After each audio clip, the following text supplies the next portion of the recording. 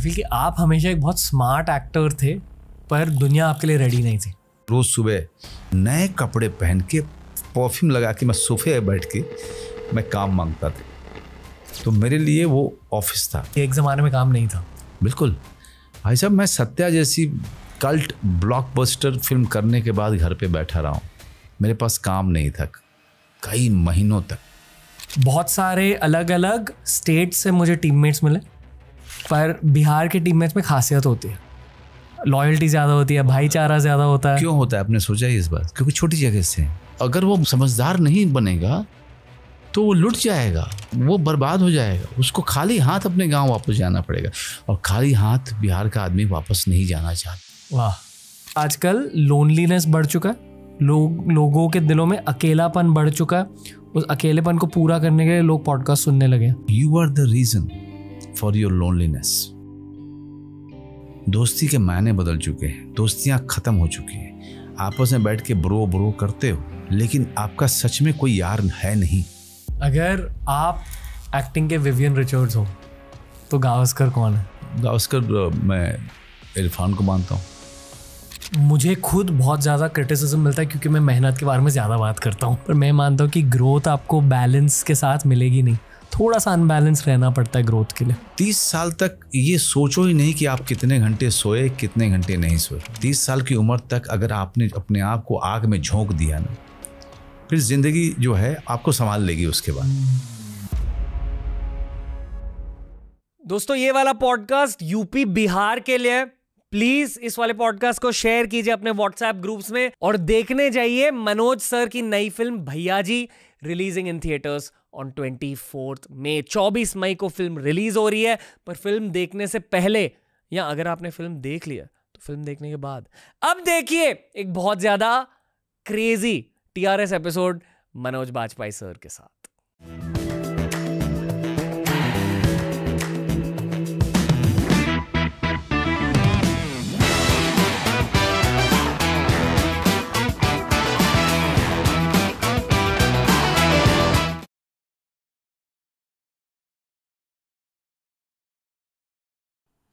मनोज बाजपेयी का फिर से स्वागत है। बार बार स्वागत कीजिए। जेन्युइनली हर साल आपसे बात करनी है।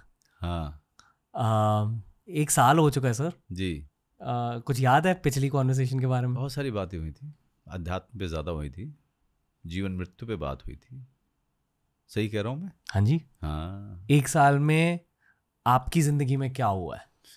तूफान आया और वो तूफान चल ही रहा है। यहाँ से वहाँ भागता रहता हूँ, घूमता रहता हूँ, लोगों से मिलता हूँ, शूटिंग करता हूँ, फिल्म के प्रमोशन करता हूँ, फिर घर जाता हूँ, फिर बेटी के हॉस्टल जाता हूँ, जब जब समय मिलता है घर भाग के चला जाता हूँ। इससे ऐसे ही वही है जीवन हमारा, यही है। तूफान मतलब क्या? तूफान मतलब व्यस्तता।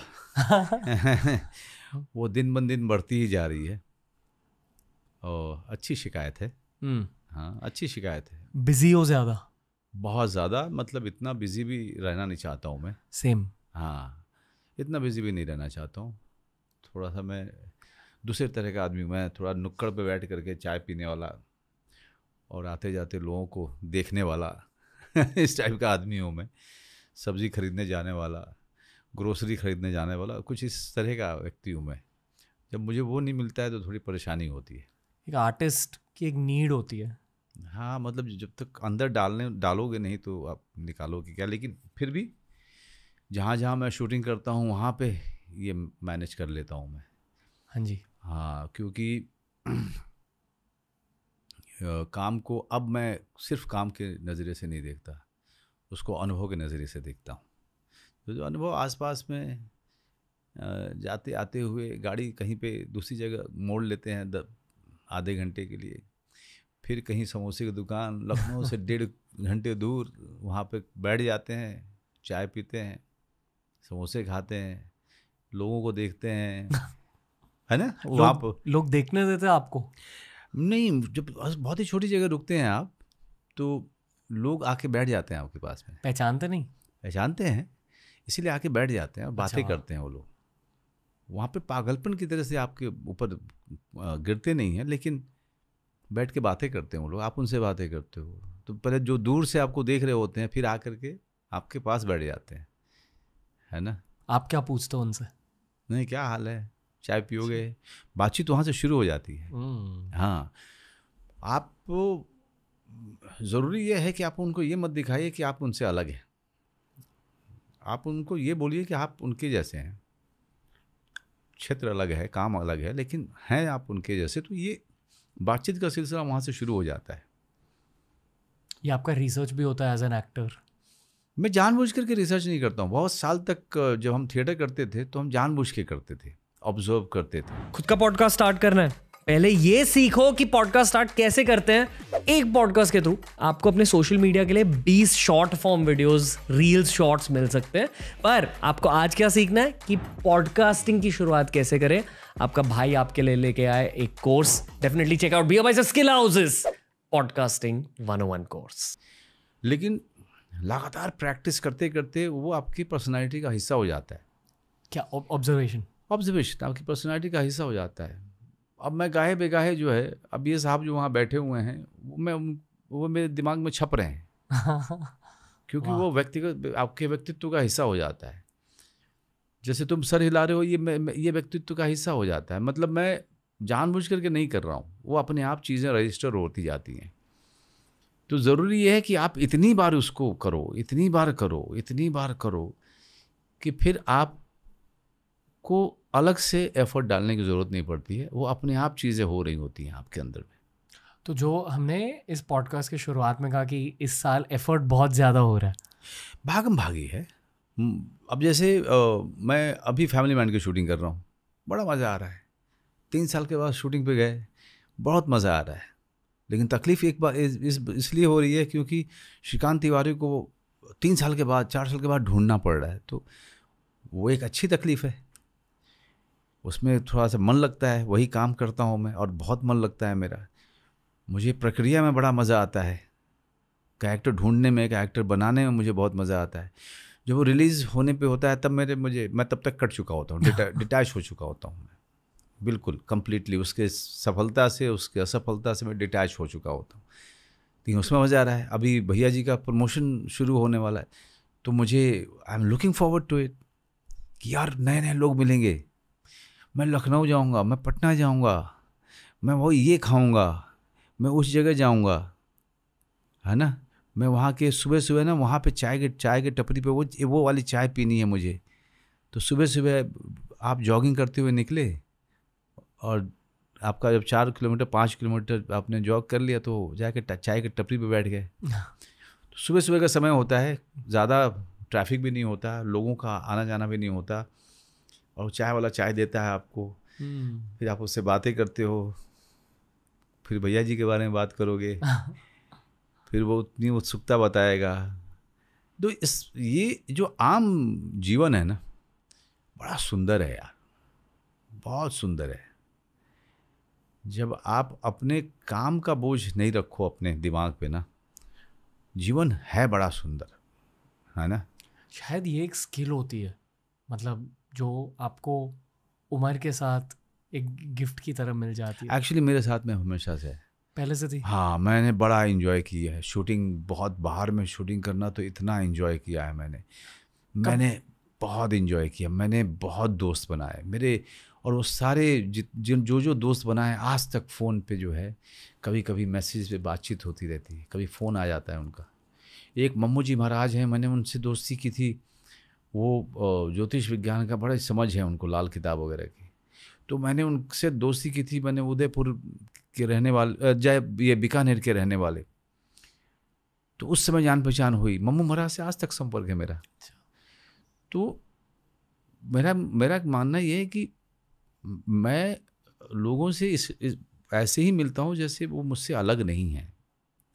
वो एक व्यक्ति है, मैं एक व्यक्ति हूँ। इस संसार में आए हैं, हम सब अपने प्रारब्ध के साथ आए हुए हैं। हमें इस जीवन को उस प्रारब्ध के साथ चलाना है। तो और जो कोई भी आपके दिल के करीब आता है या आपके नज़दीक आता है, उसका प्रारब्ध से भी लेना देना है, है ना। वो ऐसे मिले हुए हैं, हम कहीं मिले हुए हैं किसी जन्म में, कोई तो है प्रारब्ध का हिस्सा जिसके कारण मिल रहे हैं आप। नहीं तो ऐसे ही नहीं मिलेंगे। आपसे मैं दूसरी बार मिल रहा हूँ, क्यों मिल रहा हूँ, है ना। जब मैंने आपका नाम स्केड्यूल पे देखा तो मुझे पता था कि आज बहुत स्पेशल दिन होने वाला है। ये मेरे लिए पॉडकास्ट नहीं है, हाँ ये मेरे लिए थोड़ी सी मेंटरिंग सेशन है, थोड़ी हाँ सी हाँ हाँ बस आपसे मिल रहा हूँ। ये एक्चुअली मेरे जॉब की एक ब्लेसिंग है कि जी जी ये है मेरा जॉब। जी जी। तो मज़े करेंगे सर। हाँ क्या, जब आप साउथ मुंबई के लोगों से मिलते हो फिर भी ये फील होता है। अच्छा एक्चुअली मैं आपको बताऊँ, मुझे साउथ मुंबई के लोगों को लोग थोड़े से नाक भौं इसलिए चढ़ाते हैं क्योंकि उनको लगता है कि वो बड़े एलिटिस्ट हैं। जो कुछ लोगों के साथ ये सत्य है, लेकिन बहुत सारे लोगों के लिए सत्य नहीं है। क्योंकि साउथ मुंबई के मेरे 2-3 दोस्त हैं बड़े प्यारे दोस्त हैं वो, बहुत प्यारे दोस्त हैं, और उनके अंदर में वो एलिटिज्म नहीं है। और लेकिन हैं वो उसी घराने से जी। लेकिन दिल के बड़े पवित्र हैं, वो बड़े प्योर हैं, बड़े इनोसेंट हैं वो। अब साउथ मुंबई जो है एक समय पे सिर्फ वही मुंबई था, तो वहाँ भी अलग अलग ढंग के लोग रहते थे। धीरे धीरे बांद्रा फिर फैलता गया, आज अंधेरी, फिर मलाड, फिर अब तो विरार सब शहर हो चुका है। पहले विरार गांव हुआ करता था। तो इसीलिए जब मैं मिलता हूँ किसी से भी, आप यकीन मानिए, मैं विश्वास दिलाता हूँ कि मैं बिल्कुल प्रिटेंड नहीं कर रहा हूँ। मैं किसी से भी मिलता हूँ, किसी वर्ग के व्यक्ति से मिलता हूँ, मैं बड़ा ओपन होके मिलता हूँ। मैं कोई मतलब नॉन जजमेंटल आदमी रहा हूँ, ये मेरे अंदर में है। मैं चाहूँ भी तो किसी को जज नहीं कर सकता हूँ, मैं अंदर से चाहूँ भी तो किसी को जज नहीं कर सकता हूँ। शायद ये मेरे पिताजी का जीन जो है वो काम करता है। कि जितने भी बिहारी से मैं मिला हूँ आज तक, उन सारों में एक खासियत है, बहुत अच्छी, थोड़ी सी नॉन जजमेंटल हाँ एनर्जी होती है। मेरे ख्याल से हमारे लिए बड़ा अनुभव रहता है। क्योंकि देखिए बिहार क्या है, बिहार एक एग्रीकल्चरल स्टेट है। बिहार में कोई फैक्ट्री नहीं है ना जी। तो वहाँ पे सबसे बड़ा जो कमाने का साधन क्या है, रोजी रोटी का साधन क्या है, खेती।